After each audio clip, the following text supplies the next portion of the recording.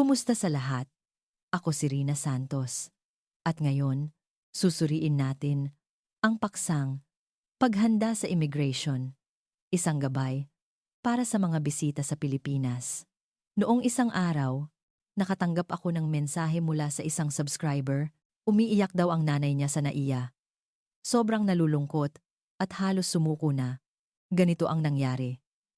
Ang nanay, na nasa 60s na, ay hirap na hirap makakuha ng visa, bumili ng mamahaling tiket, at lumipad ng higit 10 oras papuntang Pilipinas para makita ang kanyang bagong silang na apo. Ngunit pagdating sa airport, hindi niya man lang nakita ang kanyang apo, kinansela agad ng immigration ang kanyang visa at isinakay siya pabalik ng eroplano at hindi na siya pinayagang makapasok sa Pilipinas sa loob ng 5 taon. Marami siguro ang nag-iisip na baka may dala siyang kontrabando o gumawa ng ilegal, ngunit hindi. Ang matanda ay naging biktima lamang ng kanyang katapatan at kawalan ng kakayahang magsalita ng Ingles. Tinanong siya, NG, Opisyal NG, Imigrasyon. Nandito ka ba para magtrabaho? At kumita ng pera para sa iyong anak? Hindi naiintindihan ng matanda. Naaalala lang niya ang payo bago siya umalis. Maging magalang sa mga dayuhan, ngumiti, at anuman ang itanong, tumango ka at sabihing yes. Kaya ngumiti ang matanda sa opisyal at malakas na sinabing, yes, dahil sa isang simpleng yes na iyon, natapos ang lahat. Sa record ng immigration, katumbas ito ng pag-amin na may balak siyang iligal na manirahan at magtrabaho sa Pilipinas. Hindi ba't nakakapanghinayang? Ang intensyon niya ay makita lang ang kanyang apo, ngunit dahil sa hindi pagkakaunawaan sa wika at isang maling tango, nawala ang kanyang pagkakataon at napasama pa sa blacklist. Kung mayroon kayong mga magulang na bibisita sa Pilipinas o kayo mismo ay hirap sa Ingles, ang video na ito ay ang inyong magiging gabay. Kailangan ninyong tapusin at isave ito. Hindi na ako magpapaliwanag ng komplikadong gramatika, tuturuan ko kayo ng isang sikreto. Maghanda ng isang maliit na tala na may English at Filipino. Pagdating sa immigration, hindi mo kailangan magsalita, hindi mo kailangan kabahan, iabot mo lang ang tala at kadalasan, 1 minuto lang, stamp na ang iyong pasaporte at makakapasok ka na. Bago tayo magsimula sa paggawa ng life-saving note na ito, gusto kong humingi ng tulong sa inyo. Kung isa ka sa mga nababahala kapag nakakakita ng banyaga o nahihirapan sa Ingles, mangyaring mag-comment ng smooth entry para malaman ko kung gaano karami sa ating audience ang nangangailangan ng gabay na ito. Kung hindi ka pa nakasubscribe sa channel ng Rina Santos, mag-subscribe na ngayon. Mula ngayon, isa na tayong pamilya. Anumang scam sa paglalakbay sa ibang bansa o insider tips tungkol sa mga airline, agad kong ibabahagi sa inyo para maging madali at stress-free ang inyong paglalakbay. Okay, bumalik tayo sa punto. Una, dapat tayong maging kalmado. Dapat mong malaman na ang opisyal ng immigration sa likod ng salamin ay hindi naman gusto kang pahirapan. Libo-libo ang dumarating na pasahero araw-araw at gusto rin niyang umuwi ng maaga at maging epektibo. Ang mga tanong niya ay umiikot lang sa 3 pangunahing bagay. Kapag naipaliwanag mo ang 3 ito, magiging panatag siya. At hindi ka niya iisiping masamang tao. Ang 3 bagay na ito ay, ano ang layunin mo? Saan ka titira? Gaano ka katagal mananatili? Suriin natin ang bawat isa. Maraming bitag dito, lalo na para sa ating mga Pilipino, dahil minsan, magkaiba ang ating kultura at mga regulasyon sa ibang bansa. Ang unang bitag. Ano ang layunin mo? Maraming mga nanay, kahit may mabuting intensyon, ay sasabihin agad na, nandito ako para tulungan ang aking anak sa pag-aalaga ng bata. O, nandito ako para samahan ang aking apo sa pag-aaral. Huwag na huwag mong sasabihin iyan. Kahit alam mo ang ilang salitang Ingles, huwag mong sasabihin na, nandito ako para maging yaya. Sa Pilipinas, normal para sa lola na alagaan ang apo. itinuturing itong bahagi ng kasiyahan ng pamilya. Ngunit sa ibang bansa, lalo na sa mga bansa tulad ng US at Canada, ang pag-aalaga ng bata at paglilinis ay itinuturing na trabaho. Kung mayroon kang tourist visa o visit visa at sasabihin mo sa immigration na nandito ka para mag-alaga ng bata, ang ibig sabihin niyan sa kanila ay, nandito ako para magtrabaho ng ilegal at aagawin ko ang trabaho ng mga lokal. Sapat na ang isang ito para ikaw ay i-deport. Kaya ano ang dapat mong sabihin o isusulat sa iyong tala? Dapat kang manindigan sa isang layunin. Nandito ako para magbakasyon. O, nandito ako para bisitahin ang aking pamilya. Ano man ang gawin mo sa bahay mag-alaga ng apo o magluto, iyon ay pribadong bagay na hindi dapat pakialaman ng immigration. Ngunit sa oras ng pagpasok, ang iyong layunin ay dapat na puro magbakasyon o bisitahin ang pamilya. Ang pangalawang bitag. Saan ka titira? Maraming nag-iisip na madali lang ngayon sa cellphone. Isa-save ko ang address ng anak ko sa Messenger o i-screenshot sa photo album at ipapakita sa kanya mamaya. Sinasabi ko sa inyo, hindi ito maaasahan. Isipin mo, 10 oras kang lumipad, baka maubusan ng baterya ang cellphone mo. O walang internet sa airport sa ibang bansa. O dahil sa kaba, hindi mo mahanap ang larawan. Ang opisyal ng immigration ay nakaupo doon at naghihintay habang nag-scroll ka sa cellphone mo, 1 minuto, 2 minuto, 3 minuto. Hindi mo alam kung saan ka titira, kaya ang pinakaligtas na paraan ay i-print ang address o isulat ng maayos sa tala at iabot sa opisyal. Malilinaw ito. Ang pangatlong bitag. Gaano ka katagal mananatili? Ang sagot sa tanong na ito ay dapat na eksaktong kapareho ng iyong return ticket. Kung tinanong ka ng immigration kung gaano ka katagal mananatili at sasabihin mong mga 6 na buwan o hindi ako sigurado, depende sa mood ko. Ito ay malaking bawal. Kahit pa ang tourist visa ay karaniwang nagbibigay ng 6 na buwan na pananatili. Kung agad mong sasabihin na mananatili ka ng 6 na buwan, iisipin ng immigration na may balak kang maging irregular na residente at hindi na umuwi sa Pilipinas. Ang pinakamatalinong gawin ay, kung ang iyong return ticket ay pagkatapos ng 3 buwan, sabihin mong 3 buwan ka mananatili.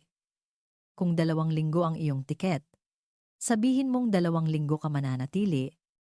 Laging batayan ang iyong tiket sa eroplano. Ito ang pinakamalakas na ebidensya. Okay. Ngayong naisaayos na natin ang 3 lohika na ito, gumawa na tayo ng Gold Value Immigration Note na ito. Makinig kayong mabuti. Maaari kayong kumuha ng malinis na papel o ipaprint sa inyong mga anak. Dapat na mayroon itong English at Filipino translation para alam mo kung ano ang nakasulat at alam ng immigration kung ano ang ibig mong sabihin sa Ingles. Ang nilalaman ng tala ay idinisenyo ko para sa inyo. 5 pangungusap lamang, bawat isa ay mahalaga, walang kalabisan. Maaari kayong magtala o ipasulat sa inyong mga anak habang nakikinig sa akin. Ang 5 pangungusap para sa Tongguan Saujutiao, Immigration Note. Magbigay galang at ipaalam ang limitasyon sa wika. English. Hello officer, I cannot speak English. Filipino. Magandang araw po, sir. Ma'am, hindi po ako marunong mag-Ingles. Napakahalaga ng pangungusap na ito para ipaalam agad sa immigration na, "Huwag niyo po akong tanungin sa Ingles. Hindi ko po naiintindihan. Hindi po ako ayaw makipagtulungan. Limitado lang po ang aking kakayahan. Pasensya na po." Karaniwan, kapag nakita ito ng immigration, lumalambot ang kanilang saloobin at hindi na sila gagamit ng komplikadong Ingles. Direktang sabihin ang layuning iwasan, ang trabaho. I am here to visit my daughter. Son, Filipino.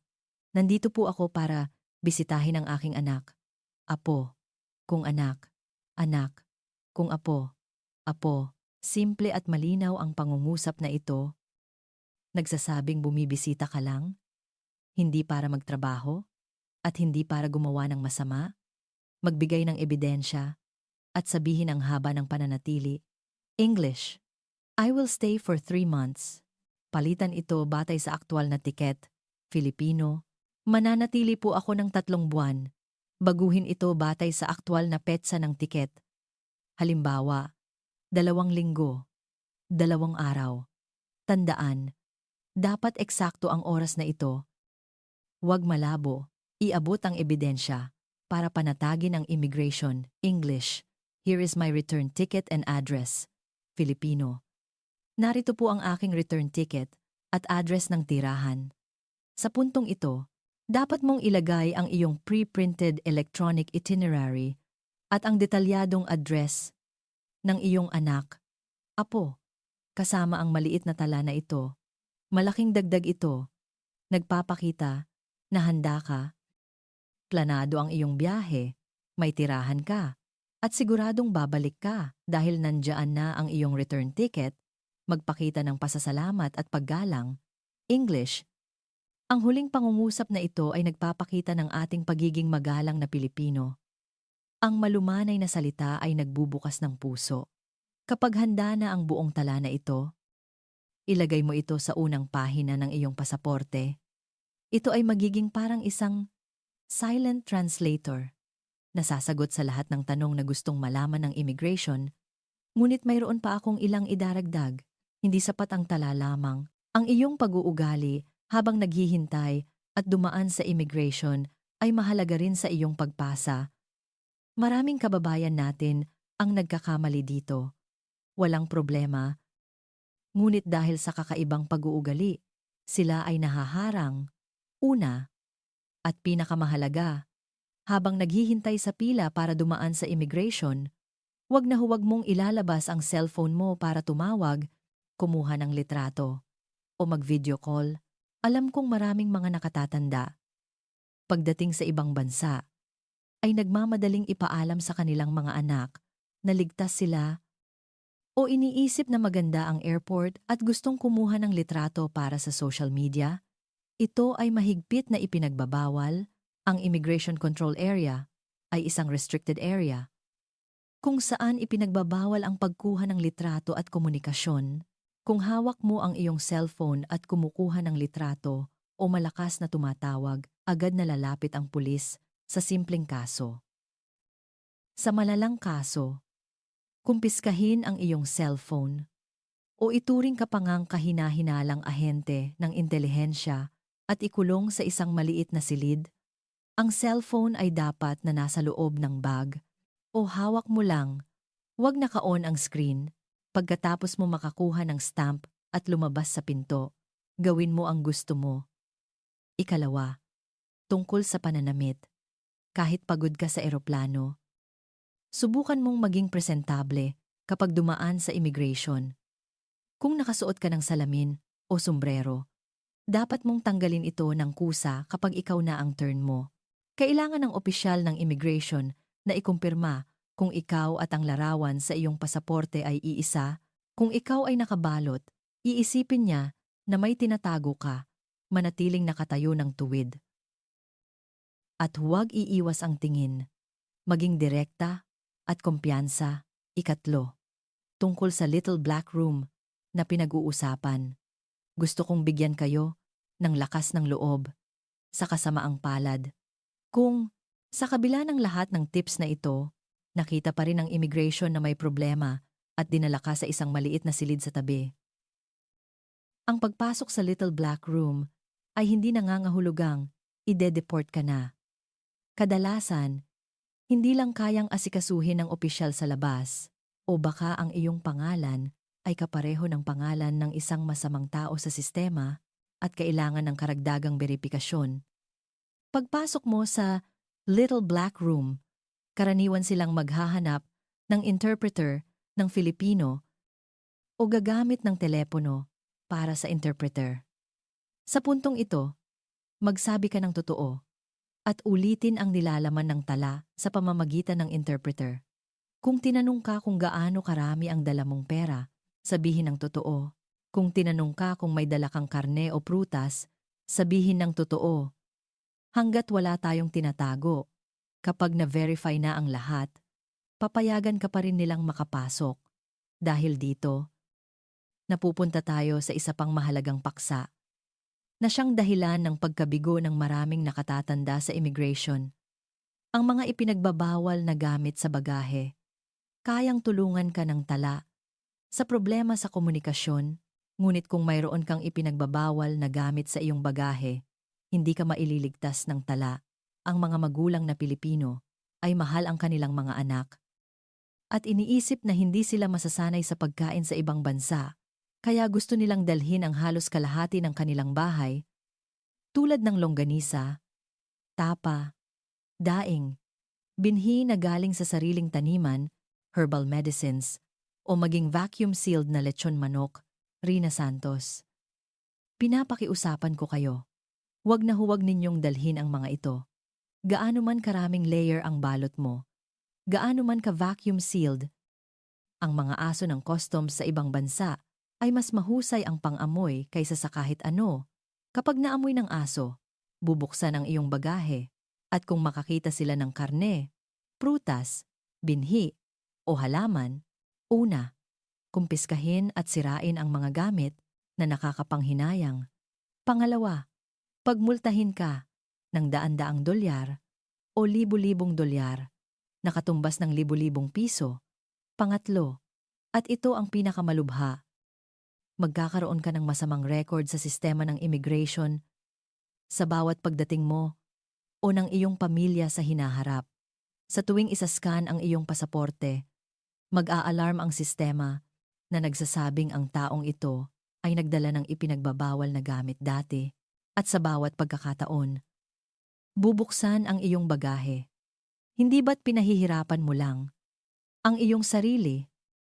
Mayroon namang lahat sa mga supermarket sa ibang bansa. Mayroong toyo, suka, sili, at iba pa sa mga Asian store. Hindi na kailangan pang ipagsapalaran ang pagpapadeport para sa isang piraso ng pagkain. Mayroon ding sitwasyon tungkol sa pagdadala ng gamot. Normal lang para sa mga nakatatanda na magdala ng gamot para sa sakit ng ulo o lagnat. Ngunit ang mga gamot na naglalaman ng ephedrine, tulad ng ilang karaniwang gamot sa sipon at ubo, ay ganap na ipinagbabawal dahil ang sangkap na iyon ay maaaring gamitin para gumawa ng droga sa ibang bansa. Kung kailangan mong magdala ng reseta na gamot, dapat mong dalhin ang reseta ng doktor at dapat na nasa orihinal na pakete ang gamot. Huwag bukas at ilagay lang sa plastic bag. Dahil iisipin ng immigration na ito ay ipinagbabawal na tableta. Dagdag pa rito ang isang bagay na mahigpit na iniimbestigahan ngayon. Ang iyong cellphone at messaging apps. Kung pinaghihinalaan ka ng ilang opisyal ng immigration na nandito ka para magtrabaho, may karapatan silang suriin ang iyong cellphone at tingnan ang iyong mga chat messages. Pupunta ako sa ibang bansa para tulungan si ganito sa pag-aalaga ng bata at magtatrabaho ako ng ilang araw sa restaurant para kumita.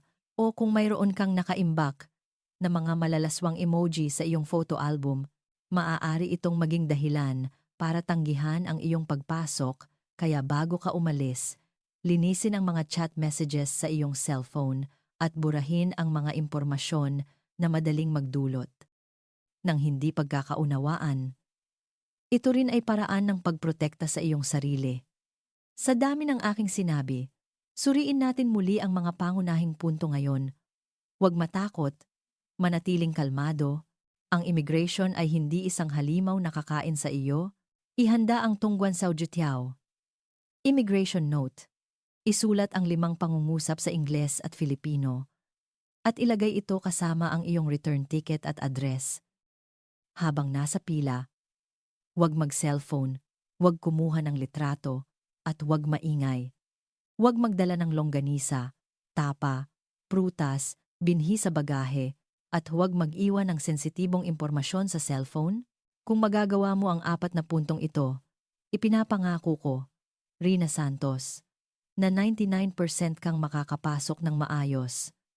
Ang pagdala sa ating mga magulang sa ibang bansa para bumisita ay isang paraan ng pagpapakita ng pagmamahal Ang ating mga magulang, sa kanilang edad, na hindi nakakaintindi ng Ingles, ay naglakbay ng 10 oras sa eroplano. Nilalabanan ang takot sa kanilang puso upang lumipad sa kabilang panig ng mundo para makita tayo. Ito ay isang malalim na pagmamahal.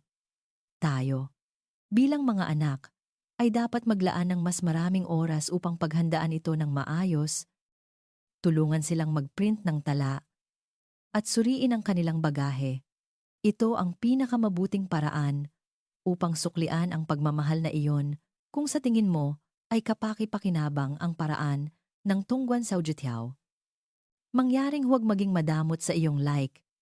Ibahagi ang video na ito sa iyong mga kaibigan na nagpaplanong pumunta sa ibang bansa, ibahagi sa iyong mga magulang at ipapanood sa kanila ng 1 o 2 beses hanggang sa maging kumpiyansa sila. Ang isang pagbabahagi mo ay maaaring makatulong sa isang nakatatanda na maiwasan ang nakakahiyang sitwasyon ng pagkalito sa airport ng ibang bansa. Makakatulong ito sa isang pamilya na maiwasan ang hindi kinakailangang paghihiwalay. Kung mayroon ka pang ibang katanungan tungkol sa paglipad o immigration, tulad ng kung anong mga bagay ang maaaring dalhin o hindi, o kung paano mag-transfer ng flight, maaari kang mag-iwan ng komento sa ibaba. Babasahin ko ang bawat isa at gagawin ang mga tanong na pinakamahalaga sa inyo sa susunod na video. Sundan, ang Rina Santos. Ako si Rina Santos.